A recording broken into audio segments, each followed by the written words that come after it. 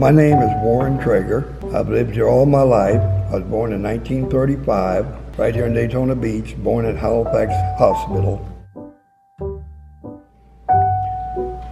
Now, I guess you want to know a little bit about Brownie, the dog that used to be everybody's pet on Beach Street. Well, on the corner of Orange Avenue and Beach Street, there was a taxi cab station. And they had their telephone on a post back then. And that's where people would call to, they didn't have two-way radios back then. People would call and have them come pick them up or whatever they needed done. Anyway, they pretty much did most of the taking care of Brownie. He would hang out from right on the corner of Orange Avenue. He'd be laying there up to the Florida, it used to be the Florida Bank here.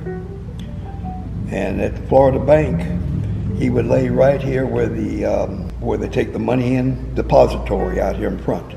You had Legacy drugstore right there, and then they had a package store, and then they had like a barber shop, and then you had the bank, and that's where he hung out the most, the dog.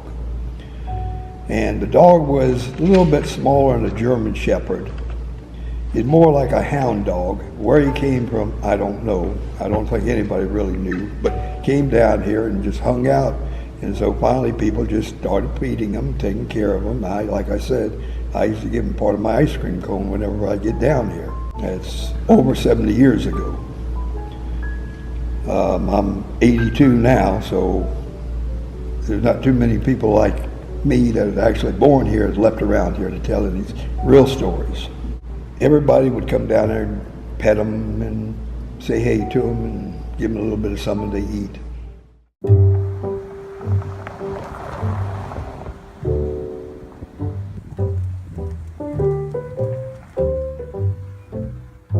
People that would always notice him was he would just be so gentle and kind, and people would like sit on benches waiting for a bus or a taxi or whatever, and they would spend time with Brownie. And supposedly he made people feel better if they were down. People started when they were upset or life wasn't going well, they would come down here and just sit with Brownie, and that would make them feel better for whatever reason. So and then tourists started wanting to take pictures with Brownie. There was just something about him that people gravitated towards. And so therefore, then he started being written about in the paper. And then people started coming down here just to see the dog that people were talking about. And he got articles all over the country about this dog in Daytona. He became the town dog in Daytona because the mayor really liked him. And you had enough people that were like, you know, this dog is a symbol of what we all strive to be. I mean, he did somehow captivate a lot of people, and the city sent Christmas cards out from Brownie. I mean, I always think that's interesting that you know, he was the city Christmas card. The connection to Brownie this building has is there's two things. One of Brownie's puppies was a shop dog here. She was a female. I think her name was Cindy, and she lived for I would probably say like 12 years before she passed away.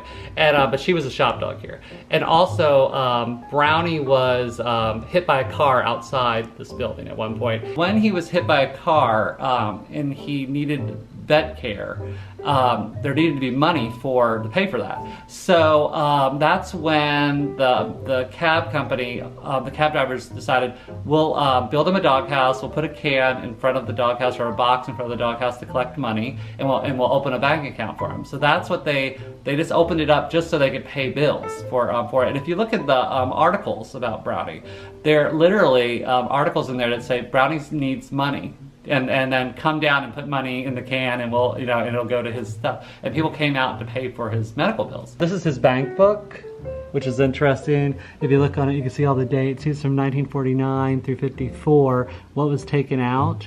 And they don't list out on this version exactly what they wrote it for, but it shows the type of money. So $4, $6, $5, $19. A lot of times in January, then once in February, once in March. So it was just periodic when they would actually take out the money. You want to go on our walk? Sure. Okay. Really, Brownie lived mostly up at this corner. He did walk up and down the street, but for the most part he stayed up here because this is where his doghouse was and his bank and everything else. So most of the people fed him down here. So he might walk down to an ice cream shop and get some ice cream, but for the most part he stayed up here and people brought food and stuff to him. So this was his bank. Here's the Halifax Historic Society, the History Museum. And this is where his bank account was. It was a bank for a long, long time. This bookstore was a dental office. And I actually met the woman, the daughter of the dentist who was here. And she's like 80 now. And she told me that she would love going to work with her dad at the dental office, because then she could sit and play with Brownie, because his doghouse was right here. So she would take him into the park and play with him. So this is Stavros Pizza. This is actually where the cab company was. And Brownie's doghouse is right here on the corner where these pots are. More like right here. And so that was where it was. And there was a taxi stand that people would just wait at, and he would just be at his doghouse, and people would just sit there with him, and they'd put money in. And there's a picture that I think you already got. It's of a woman sitting next to Brownie on a bench, and was very typical of the time. They would sit there waiting, and they would just pet Brownie, and they would talk to him and tell him their problems and this stuff, and he would just sit there and listen. So it was kind of interesting. But his doghouse was here, and this is where the money was collected.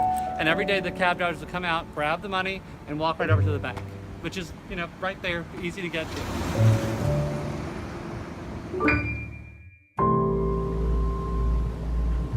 Well, finally he got older, like everybody, and he died. And when he died, they did bury him right opposite the bank here, out in the park. I love this article just because it's about the actual funeral and how upset people were. That was the city was actually in mourning. They painted a picture of everyone's crying. The mayor gave the eulogy. It was against the law to bury him in the park. So when they got permission to bury him in the park, they had to do the burial really quickly. So there wasn't a lot of time to alert everybody that there was going to be a funeral, but still 75 people showed up for the funeral, which is pretty good numbers for a dog. And he had pallbearers, he had the casket, all the things you would have for a funeral. And people, were very upset and cried and did all that. And then that was put on the front page of the news journal saying, hey, Brownie was laid to rest. We're going to the Halifax Museum, which is where the bank was, and we're going to go through and look at all the documents that they have available for Brownie. Somewhere in the museum there is Brownie's collar. I don't know where his doghouse went after it was, after he died. I don't know if one of the cab drivers took it or what, but it may be in the museum for all we know. We don't, because there's archives in there that have never been gone through.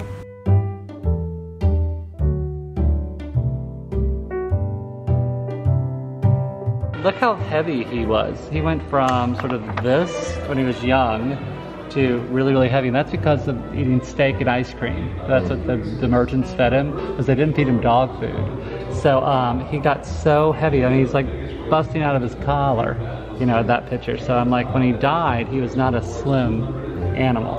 Oh, city honors deceased town dog, May 1994. So there was an event.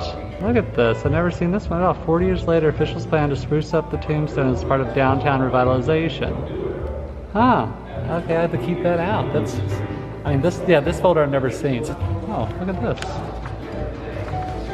Hey, is that Brownie? 1949 photocopy of Brownie. I've never seen this either. Wow. And look how crowded the street was. They're all over the place. I'll take a picture of that one because it's another picture that I've never seen, and I'll add it to my archives. That's him. Yeah, it looks like he's a mixture, a hound dog. Yep. Did you consider him like a buddy of yours? Well, he was, like I said, he was a very, very friendly dog. And he sort of, if you talk to him and pet a dog sort of smiles at you a little bit. You can tell by their different expressions on their face that he enjoyed it. This part here is where we're going to put the statue. By the way, this part from the where the marigolds are, right here. The statue will go right in the middle over there. It's kind of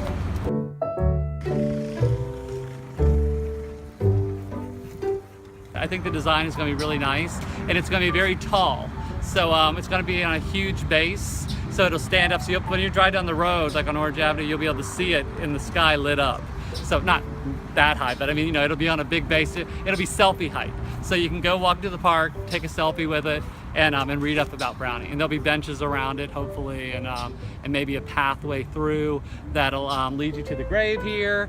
And I'm hoping that the pathway can be like made out of brick, so you can buy a brick in like memory of your deceased pet or a family member or whatever. Here's the grave. We do cleanups every 2 weeks of the grave. I invite people from the community to come over and we do the grave site, and we pull weeds and remulch it and cut the bushes back. He was declared the town dog at some point, I think in the 50s, but I've never seen the proclamation of, even though there is one where they officially make him the town dog. Mm-hmm. And then a good dog was what was written on his dog house, because he was always known as a good dog. And so they put that on the tombstone as well.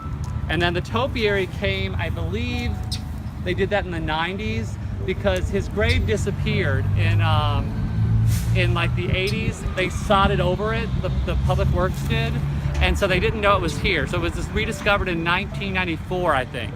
And then when they discovered it again, they cleared out this area and put the topiary in it. And that's how the dog-shaped topiary came. And see, Fiona really loves it, as you can see. She's smelling it up the thing. There's only 2 of these benches left in the city of Daytona, and they're from the 40s and 50s. And so we want to renovate this bench, because even though it's in bad shape, it'd be a shame to get rid of it and put a new bench in when it's actually from Brownie's life. I have no connection to Brownie other than the store, but now he's become sort of my thing that I want to leave behind. I said, if I get the statue done at Brownie, I've succeeded, even if we close the shop tomorrow. That's why I'm saying it's a passion project for me.